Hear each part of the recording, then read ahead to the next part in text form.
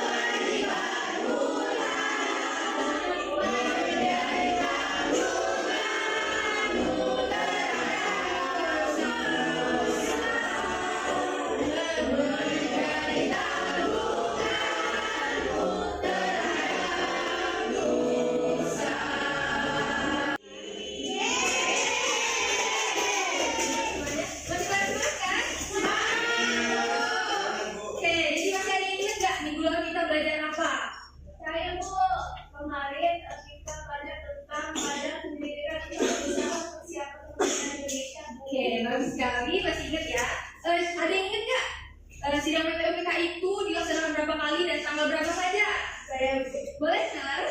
Jadi sidang PPOPK dilaksanakan 2 kali Bu Isaka. Yang pertama pada tanggal 29 Mei sampai 1 Juni 1914. Sidang kedua itu pada tanggal 10 sampai 16 Juni 1914. Oke, pintar, bagus sekali. Jadi sebelum kita masuk ke materi kita hari ini, ada yang tahu siapa saja tokoh yang merumuskan, yang ikut terlibat dalam merumuskan dasar negara? Saya Bu, Boleh? ada Muhammad Yamin, Soekarno, Eka Salim, dan Ahmad Subarjo Bu. Oke, pintar. Jadi jadi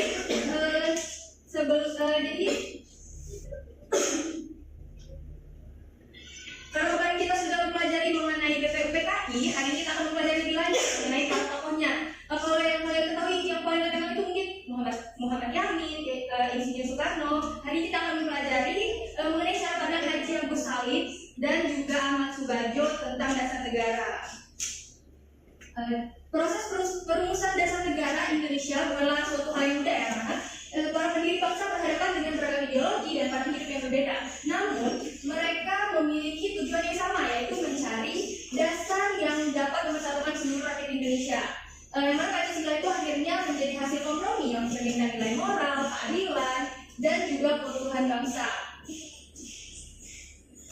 Jadi bagaimana cara pandang Haji Agus Salim terhadap dasar negara? Haji Agus Salim ini dikenal sebagai tokoh yang mengedepankan nilai moral, religiusitas, dan kemanusiaan universal. Menurutnya, dasar negara harus berpijak pada aturan sederhana yang menghormati keberagaman, bukan memaksakan kebenaran satu golongan. Haji Agus Salim ini menolak paham ekstrim dan menekankan pentingnya etika dalam politik. Ia berpendapat bahwa bangsa yang merdeka harus memiliki kepribadian luhur dan akhlak yang kuat. Kalau dari cara pandang Ahmad Subarjo tentang dasar negara itu, Ahmad Subarjo merupakan tokoh perumus kemerdekaan yang menekankan pentingnya kedaulatan rakyat dan kemerdekaan yang bertanggung jawab. Ia berpandangan bahwa dasar negara harus menjamin kebebasan setiap warga negara untuk berpendapat dan berpartisipasi dalam membangun bangsa. Namun, kebebasan tersebut harus diimbangi dengan kesadaran moral dan rasa tanggung jawab sosial. Bagi Ahmad Subarjo ini, Pancasila adalah wujud keseimbangan antara kebebasan dan keteraturan antara hak dan kewajiban. Nah, jadi dari penjelasan ibu tadi, ada nggak yang bisa membandingkan dari pandangan kedua tokoh tersebut? Saya Bu, boleh? Jadi keduanya sepakat bahwa dasar negara itu akan inklusif, adil, dan juga berakar pada nilai-nilai kemanusiaan Bu. Oke, bagus. Kita sekali tepuk tangan untuk Nayasmin. Jadi kalau kita bandingkan, fokus utama Haji Agus Salim itu adalah moral dan ketuhanan dengan nilai dasar etika dan kemanusiaan universal. Yang mana kalau disimpulkan, pandangan Haji Agus Salim ini mengarah kepada religius,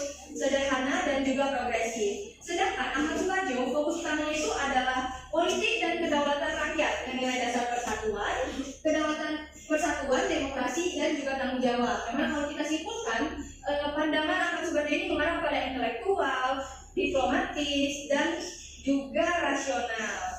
Jadi keduanya itu memiliki titik temu bahwa dasar negara Indonesia harus bersifat inklusif, adil, dan terapkan pada nilai-nilai kemanusiaan. Di era modern, bagaimana refleksi pandangan dari kedua tokoh tersebut? Pandangan kedua tokoh ini tetap relevan ya, karena di tengah tantangan global seperti krisis moral, polarisasi politik, dan rendahnya semangat gotong royong, nilai-nilai perjuangan para pendiri bangsa masih tercermin dalam kehidupan masyarakat saat ini.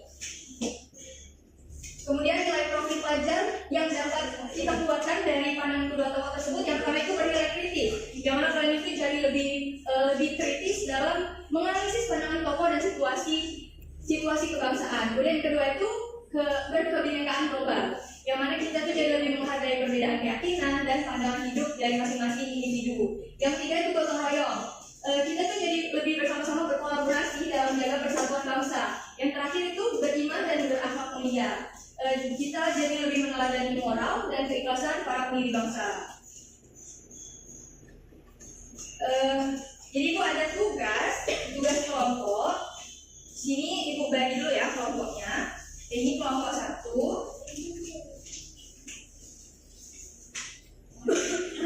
Kelompok 2. Ibu ini kelompok 3. Kelompok 4. Kelompok 4. Kelompok 5. Jadi di sini sudah ada petunjuknya ya. Boleh kalian diskusikan terlebih dahulu untuk menjawabnya bersama-sama. Ibu mau tanya dulu boleh?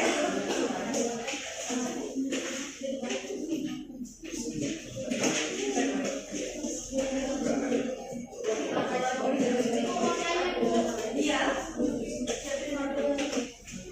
Bagaimana? Oh iya. Udah Bu, kamera semua. Ibu berarti jawab ini ya Bu. Tadi ya. Oh iya. Terima kasih Bu. Gimana sudah selesai diskusinya? Karena waktu kita terbatas, waktunya sudah hampir habis. Ibu minta satu perwakilan saja yang maju. Siapa yang mau maju?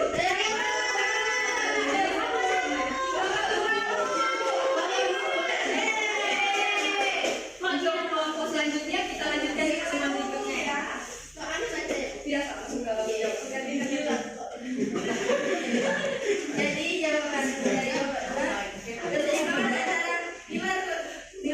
religius yang diperjuangkan Haji Agus Salim dan nasionalisme terbuka yang digagas Ahmad Suharjo merupakan kekuatan penting dalam menghadapi tantangan ideologi di global di era digital. Nah, di tengah derasan informasi, budaya asing dan paham ekstrim yang menyebar cepat melalui internet, karakter bangsa harus tetap berpijak pada moral dan identitas nasional. Nah, dengan menjadikan Pancasila sebagai pedoman hidup, generasi muda dapat lebih selektif dalam mengkonsumsi informasi digital, menjaga etika bermedia sosial, serta mengedepankan semangat persatuan di atas kepentingan pribadi maupun kelompok.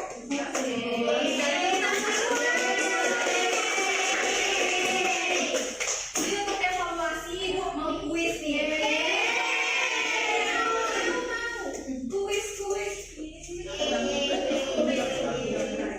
Semuanya boleh masuk ke ini kodenya nanti. Baik Ibu.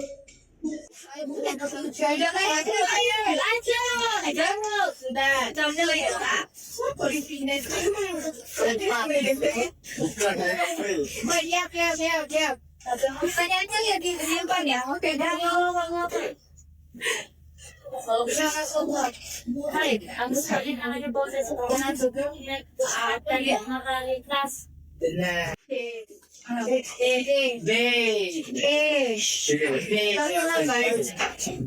tadi sekarang Kan enggak?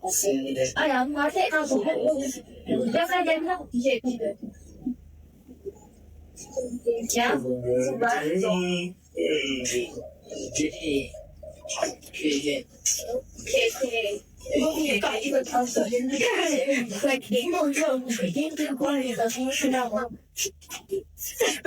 Masa dengan yang urutan ada dan kalau tak aku bertaruh yang sangkut sama dia yang tidak batas pasal.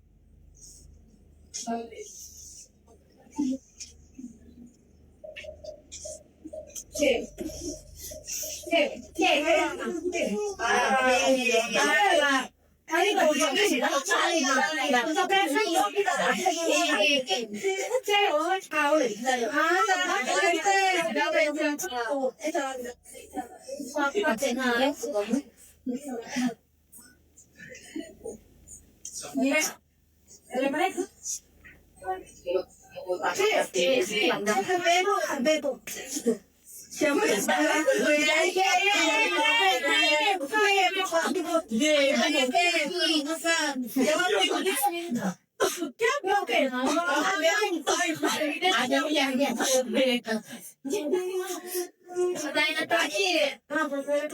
I think itu.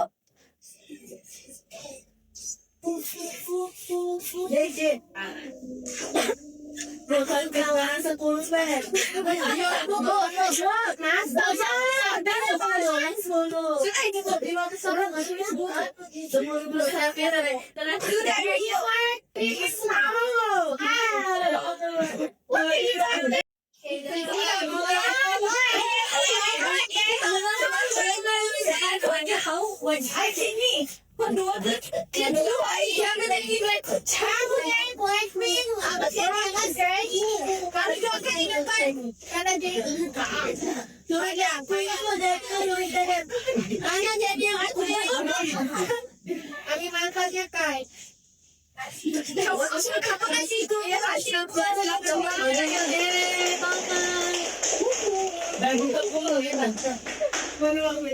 Oke, jadi sebelum kita makin pelajaran kita hari ini, kalau sebelumnya gue tanya mengenai pertandingan, sekarang gue mau tanya apa perasaan dari kedua pandangan tokoh tersebut.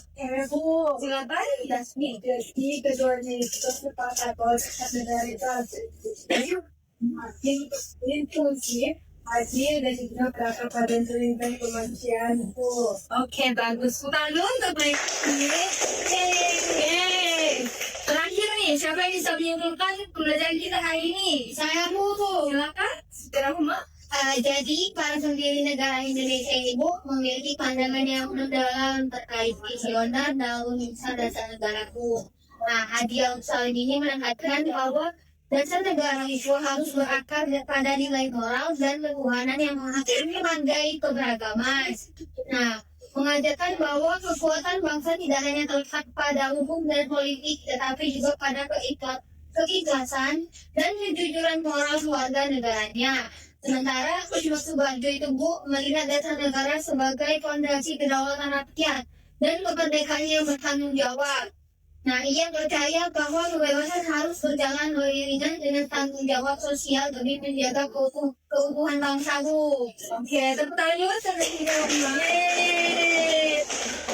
Karena waktunya sudah habis, kalau di awal kita buka dengan doa, diakhiri juga dengan doa. Silakan untuk Mas. Oke,